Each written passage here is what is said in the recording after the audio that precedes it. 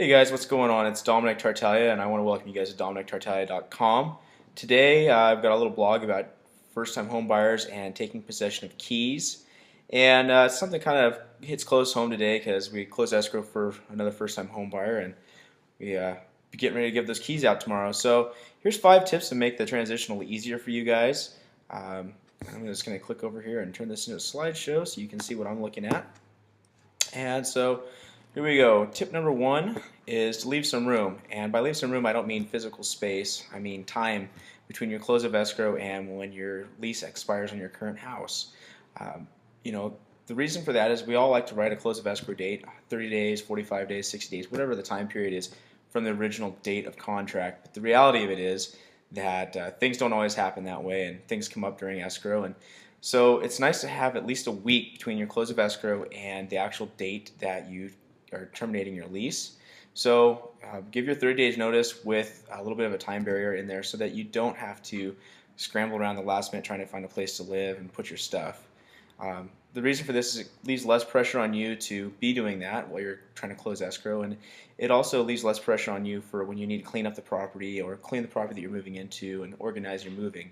Um, you know, you might end up needing to steam clean the carpets before you move in and not realize that, planning to move in the day that you close escrow and then be stuck moving your stuff in, cleaning the carpets, and then moving stuff around to do that. So that's my first tip. And the second tip is to plan ahead for moving your utilities. Um, we've all done plenty of moving, and we're sure some of us have moved in and realized that utilities weren't switched, and some of us haven't. But I can tell you from a matter of fact that moving in the dark is not fun. So plan ahead and have your utilities switched over. You can do that by just talking to your billing company and having them transfer your account over, transfer your billing over, so that when you actually do move over, the utilities are in place and you have power. It's a lot easier to clean the place when you have power, so you need a vacuum or you need to wash the walls or scrub the floors before you move in, because let's face it, moving in a dirty house is not fun. And doing that is going to make your whole moving experience much nicer.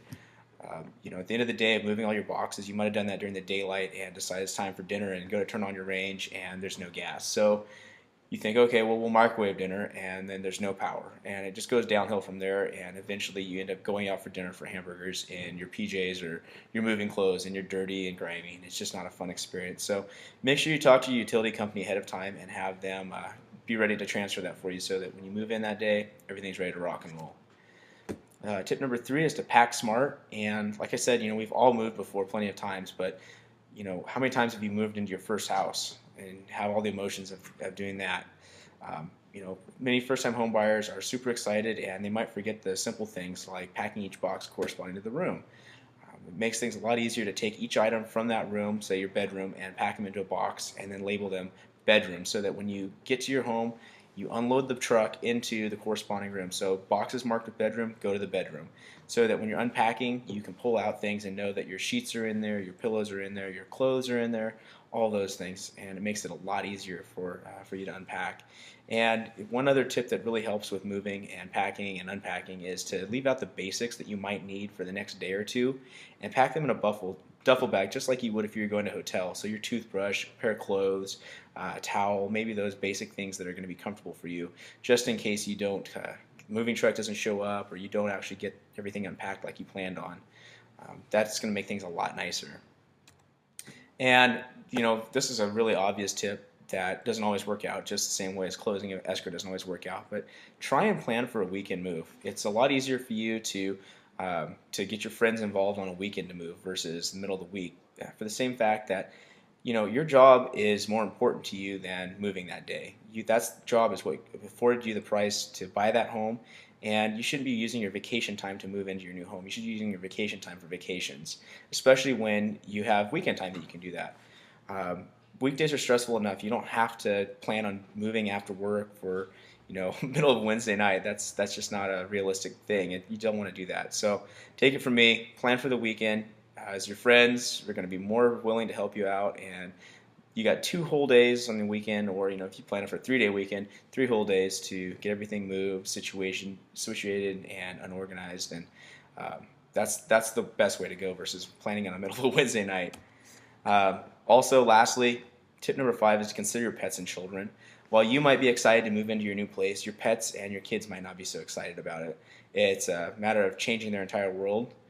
Pets are a little bit more simple than humans, and when you go and you change their entire environment, they're not going to adjust well. So try and keep them comfortable, and give your pets something to do while they're either put in the yard or put in a crate, and give them something to play with, a toy. Make sure they got plenty of food and water, and they get all the creature comforts that are at least the basic things that's going to keep them a little bit more calm. And obviously don't put your kids in a crate or leave them out in the yard, but keep them distracted or get them on board with the whole moving process. Get them excited about it. If they're not excited about moving and they don't want to be a part of the planning process of packing and unpacking everything, find something else for them to do. Have them stay with a friend or stay with a family member while you do the hard work, and they can come home. For them, the house isn't going to be a home until they move home and all their toys are there and all their stuff is ready, and it's going to be a shocking experience for them. So try to make it as seamless and easy for them as possible. And it's also going to, both of those are going to be very important for you to keeping your own sanity, so you're not going to be worried about the dog running out the front door while you're carrying boxes in and running down the street, or the kids running around in the street. Just keep things simple that way, and have a good move. So that's it for today's tip. Make sure you guys click on over to dominictartaglia.com and check out the website. Many of you guys are familiar with that already, but if you're not, we'll click on over and I'll show you the site. First time home buying process here. If you got any questions about the entire process, this is going to lay it all out for you there.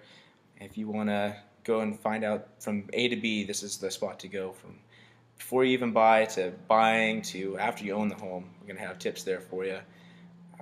That's the wrong one. If we go back to, if you want to see a little bit more about me, you can click there on About Dom, or you can click over and see more articles from my blog, which you're on right now, by sliding over here. And don't forget, we have a number of different resources up here along the top, glossary, partners, and all that good stuff. So if you have any questions, input, or comments on the blog, make sure you leave those marks down below. And in the meantime, make it a great day.